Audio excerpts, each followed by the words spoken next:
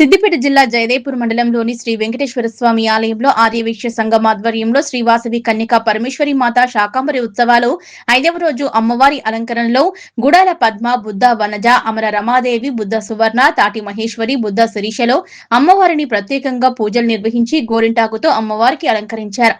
ఈ కార్యక్రమంలో ఆర్యవైశ్య మహిళా సంఘం సభ్యులు మాట్లాడుతూ ఈ వాసవి మాత శాకాంబరి ఉత్సవాల్లో మంగళవారం 5వ రోజు గోరింటాకుతో అమ్మవారిని అలంకరణ చేసి మహిళలందరూ గోరింటాకు పెట్టుకోవడం జరిగిందన్నారు.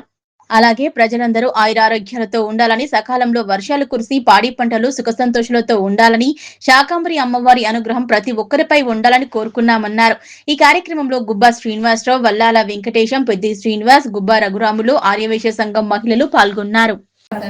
11 రోజుల శ్రీ వాసవి కన్యకా పరమేశ్వరి ఉత్సవాలలో శాకాంబరి ఉత్సవాలలో భాగంగా ఈ రోజు గోరింటాకు ఉత్సవం జరుపుకోవడం జరుగుతుంది. మహిళలందరూ తమ వంతుగా గోరింటాకు తీసుకొచ్చి అమ్మవారికి సమర్పించి అందరూ పెట్టుకోవడం జరుగుతుంది. కాబట్టి ఇందులో మహిళలందరూ పాల్గొని కార్యక్రమాన్ని విజయవంతం చేసినందుకు మహిళలందరికీ మరొకసారి ధన్యవాదాలు తెలుపుకుంటున్నాం. జై వాసవి, జై ఇది దంచినట్టు తీస్తే వీడియో ఒకసారి అన్న వీడియో అందరినీ ఇప్పుడు దంచినట్టు తీస్తే అందరు వీడియో వస్తే అందరు కవర్ అవుతుంది.